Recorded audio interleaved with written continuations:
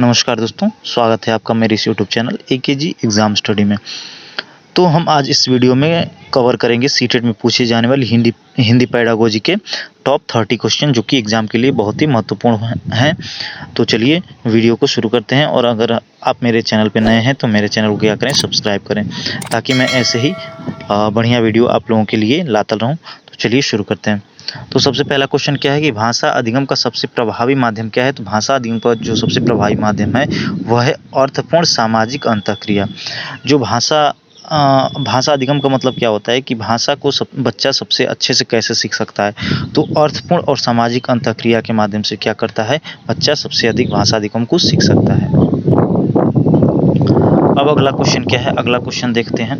भाषा शिक्षण का मुख्य उद्देश्य क्या है। तो भाषा शिक्षण का मुख्य उद्देश्य है संप्रेषण क्षमता का विकास करना। संप्रेषण का मतलब कि कम्युनिकेशन का विकास करना भाषा शिक्षण का जो है मुख्य उद्देश्य है। तो ऑप्शन बी सही हो जाएगा। अब बढ़ते हैं अगले क्वेश्चन की तरफ। तो अगला क्वेश्चन क्या है कि रचनावादी दृष्टिकोण में शिक्षक की भूमिका क्या होती है। तो रचनावादी दृष्टिकोण में शिक्षक की भूमिका सहायक एवं मार्गदर्शक की होती है। तो ऑप्शन सी हमारा सही हो जाएगा, सहायक एवं मार्गदर्शक। अब बढ़ते हैं अगले क्वेश्चन की तरफ। अगला क्वेश्चन चौथा क्या कर रहा है कि भाषा अर्जन मुख्यतः किससे होता है। तो भाषा अर्जन मुख्यतः जो होता है वह है प्राकृतिक वातावरण में भाषा के प्रयोग से। तो प्राकृतिक वातावरण में भाषा प्रयोग से जो होता है भाषा अर्जन होता है, यानी कि हमारा ऑप्शन बी सही हो जाएगा। अब बढ़ते हैं अगले क्वेश्चन की तरफ। अगला क्वेश्चन क्या कर रहा है कि भाषा सीखने में त्रुटियां किसका संकेत हैं। तो भाषा सीखने में जो त्रुटियां हैं वो सीखने में स्वाभाविक प्रक्रिया का संकेत हैं। तो ऑप्शन बी हमारा क्या हो जाएगा, सही हो जाएगा। अब बढ़ते हैं अगले क्वेश्चन की तरफ। तो अगला क्वेश्चन क्या है कि श्रुतलेख का प्रमुख उद्देश्य क्या है। तो श्रुतलेख का मतलब कि सुनी हुई चीज़ों को लिखना, यानी कि सुनना।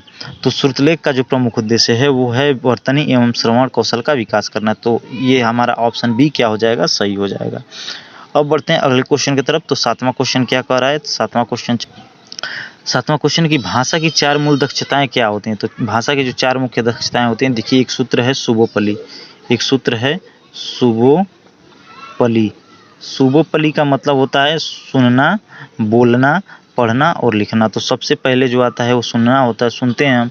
दूसरे नंबर पे बोलते हैं, तीसरे नंबर पे जो होता है पढ़ते हैं, और चौथे नंबर पे जो लास्ट में होता है वो लिखते हैं। तो ऑप्शन इसमें देखते हैं क्या दिया है। तो सुनना, बोलना, पढ़ना और लिखना। तो आप ये हो जाएगा पढ़ना, लिखना, बोलना और सुनना। तो ये क्या हो जाएगी, भाषा की 4 मूल दक्षताएं हो जाएंगी। अब बढ़ते हैं अगले क्वेश्चन की तरफ। अगला क्वेश्चन नंबर 8 क्या कह रहा है कि भाषा कौशल का सर्वोत्तम स्तर कौन सा होता है। तो भाषा कौशल का सर्वोत्तम स्तर जो है वह है आलोचनात्मक मूल्यांकन करना। तो हमारा ऑप्शन सी हो जाएगा सही। अब बढ़ते हैं अगले क्वेश्चन की तरफ। तो 9वां क्वेश्चन क्या कर रहा है, 9वां क्वेश्चन है कि भाषा शिक्षण में पोर्टफोलियो का उपयोग किसके लिए किया जाता है। तो भाषा शिक्षण में जो है पोर्टफोलियो का उपयोग होता है विद्यार्थी की प्रगति और सतत मूल्यांकन का। इसमें विद्यार्थी की प्रगति और उसके सतत मूल्यांकन का जो होता है उपयोग किया जाता है।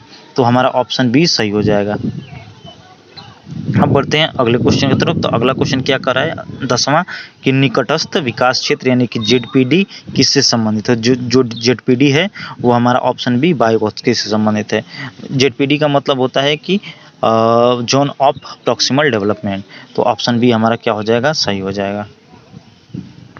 हाँ, भाषा शिक्षण में स्कैफोल्डिंग का अर्थ क्या होता है। तो स्कैफोल्डिंग का मतलब जो होता है आवश्यक सहयोग प्रदान करना।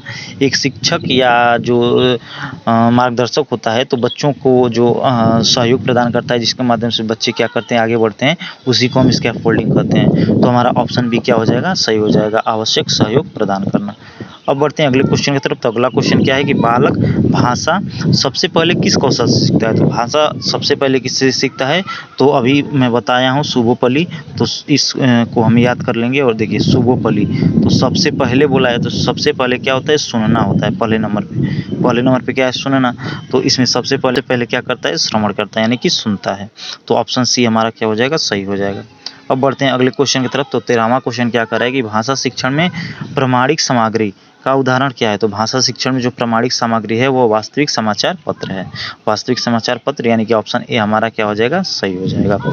अब बढ़ते हैं अगले क्वेश्चन की तरफ। अगला क्वेश्चन क्या है कि भाषा शिक्षण में समूह कार्य का मुख्य लाभ क्या है? तो भाषा शिक्षण में जो समूह कार्य का मुख्य लाभ है वो है सहयोगात्मक अधिगम को बढ़ावा देना। तो ऑप्शन बी हमारा क्या हो जाएगा? सही हो जाएगा।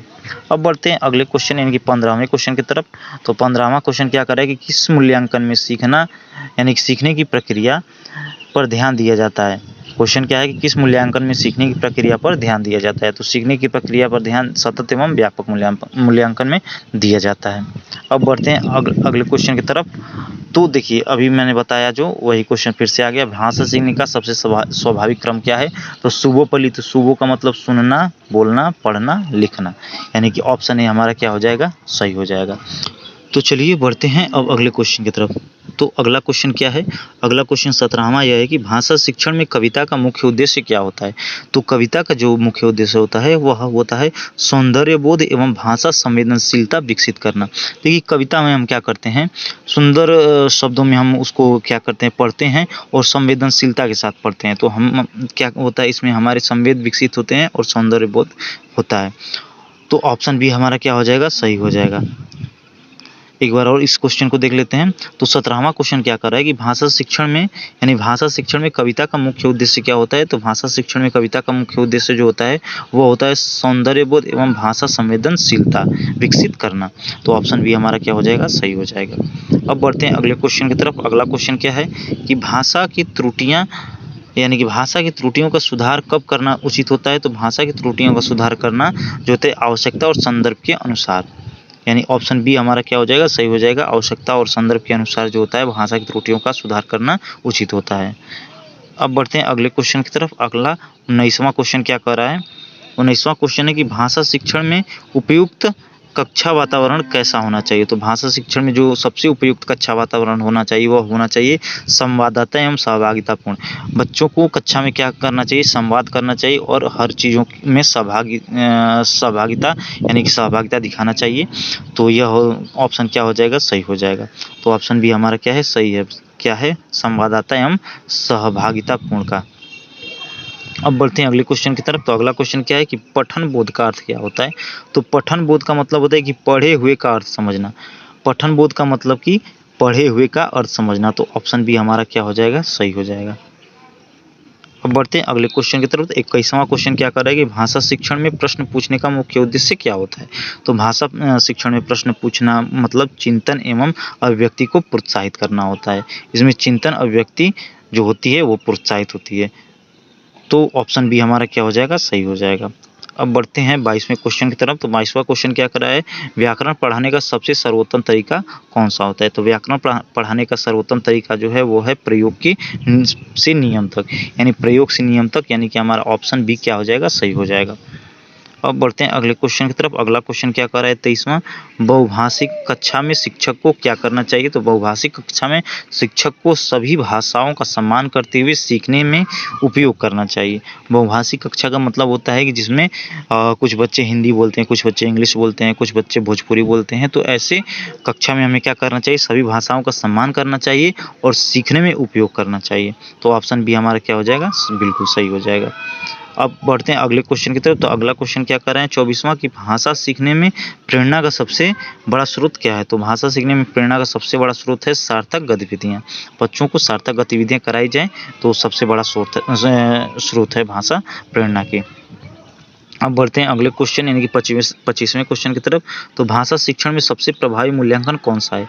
तो भाषा शिक्षण में सबसे प्रभावी मूल्यांकन जैसा कि आप लोग जानते हैं सतत एवं व्यापक मूल्यांकन है। अब बढ़ते हैं अगले क्वेश्चन 26वें की तरफ। तो 26वां क्वेश्चन क्या कर रहा है कि रचनात्मक लेखन को बढ़ावा देने का सर्वोत्तम उपाय क्या है? क्वेश्चन क्या है कि रचनात्मक लेखन को बढ़ावा देने का सर्वोत्तम उपाय क्या है? तो सर्वोत्तम उपाय है स्वतंत्र लेखन के अवसर प्रदान करना। बच्चों को क्या करना? स्वतंत्र लेखन के अवसर प्रदान करना। तो हमारा ऑप्शन भी क्या हो जाएगा? राइट हो जाएगा। अब बढ़ते हैं अगले क्वेश्चन यानी 27वें क्वेश्चन की तरफ। तो 27वां क्वेश्चन क्या कर रहा है? भाषा शिक्षण में कहानी का सबसे बड़ा महत्व क्या है? तो भाषा शिक्षण में कहानी का जो सबसे बड़ा महत्व है वो है कल्पना शक्ति एवं भाषा विकास करना। बच्चों की कल्पना शक्ति एवं भाषा का विकास करना। तो ऑप्शन बी हमारा क्या हो जाएगा? सही हो जाएगा। अब बढ़ते हैं अगले क्वेश्चन की तरफ यानी 28वां क्वेश्चन क्या कर रहा है? भाषा शिक्षण में फीडबैक यानी प्रतिपुष्टि का उद्देश्य क्या है? फीडबैक को हिंदी में प्रतिपुष्टि कहते हैं। तो इसका उद्देश्य क्या है? तो इसका उद्देश्य है सीखने में सुधार करना। यानी फीडबैक लेते हैं बच्चों का कि बच्चे कितने सीखे हैं, और फिर उस फीडबैक के अनुसार हम क्या करते हैं, उसमें सुधार करते हैं। तो ऑप्शन बी हमारा क्या हो जाएगा, सही हो जाएगा। अब बढ़ते हैं अगले यानी कि 29वें क्वेश्चन की तरफ। तो 29वां क्वेश्चन क्या कर रहा है, भाषा शिक्षण में बाल केंद्रित दृष्टिकोण का आधार क्या है। तो भाषा शिक्षण में बाल केंद्रित दृष्टिकोण का जो आधार है, बालक के अनुभव एवं सक्रिय सहभागिता, यानी ऑप्शन बी हमारा क्या हो जाएगा, सही हो जाएगा। अब बढ़ते हैं 30वें और लास्टवें क्वेश्चन की तरफ। तो अंतिम क्वेश्चन क्या करेगा कि सीटेट के अनुसार भाषा शिक्षण का अंतिम लक्ष्य क्या होता है। तो भाषा शिक्षण का जो अंतिम लक्ष्य होता है वो प्रभावी संप्रेषण एवं भाषा का सार्थक प्रयोग होता है। तो ये थे आज के टॉप 30 क्वेश्चन। ये थे क्या, टॉप 30 क्वेश्चन जो कि सीटेट में पूछे जाएंगे।